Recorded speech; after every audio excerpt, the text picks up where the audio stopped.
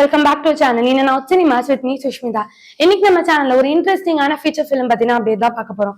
அது என்ன படம் தான் யோசிக்கிறீங்க? கொட்டுக்காலின்ற படம். இந்த படம் 16 February 2024ல ரிலீஸ் ஆச்சு. இந்த படத்தோட டைரக்டர் வினோத் ராஜ். இதை தொடர்ந்து இந்த படத்துல வினோத் ராஜோட டைரக்ஷன்ல யார் யார் லீட் ரோல்ஸ் பண்ணாங்க? சூரியன், ஆனபின் டெபியூட்டன் மூவினே சொல்லலாம்.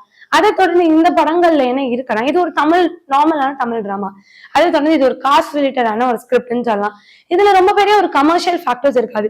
யூஸ்வலாவே ஒரு தமிழ் பிலிம்னா எப்பயுமே ஒரு அதிகமான ஒரு ரெஸ்பான்ஸ் ஒரு ஆடியன்ஸை ரீச் ஆகும்னா ரொம்ப பெரிய ஒரு கமர்ஷியல் ஃபேக்டர், ஏதாவது ஒரு ஃபேமிலி கான்செப்ட் ஏதாவது இருக்கும். இந்த மாதிரியான எந்த விஷயங்களும் இல்லாத படம் தான் இது. வெறும் ஒரு கருத்தை மட்டுமே பேஸ் பண்ணி எடுக்கப்பட்ட படம். இந்த படம் போர்ட்டுகல்ல ரிலீஸ் ஆச்சு. இந்த படத்தோட ப்ரொடியூசர் எஸ்கே அவர்கள் தான். சிவகார்த்திகேயனோட ப்ரொடக்ஷன்ல இந்த படம் வந்தது. இந்த படத்தோட ஒரு பெஸ்டோட பர்த்டே கிஃப்ட்னே சொல்லியிருந்தாரு. 18 February இவரோட பர்த்டே இருந்தது. இதுக்கு 2 நாளைக்கு முன்னாடி இந்த படம் போர்ட்டுகல்ல ரிலீஸ் ஆனதுல ரொம்ப பெரிய ஒரு ரெஸ்பான்ஸ் இருந்தது.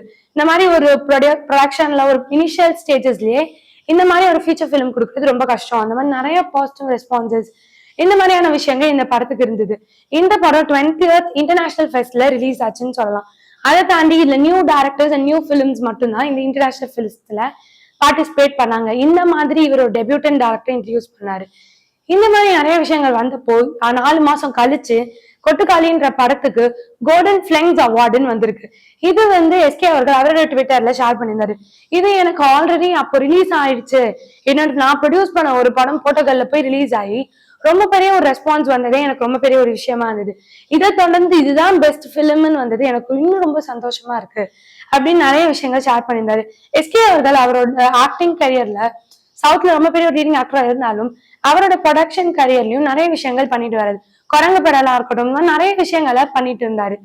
சின்ன ஸ்கிரிப்டா இருந்தாலும் ஒரு சின்ன பிலிம அவரோட ப்ரொடக்ஷன் மூலமா வெளிக்கொண்டு வந்து ரொம்ப பெரிய ஒரு இம்பாக்ட கிரியேட் பண்ண.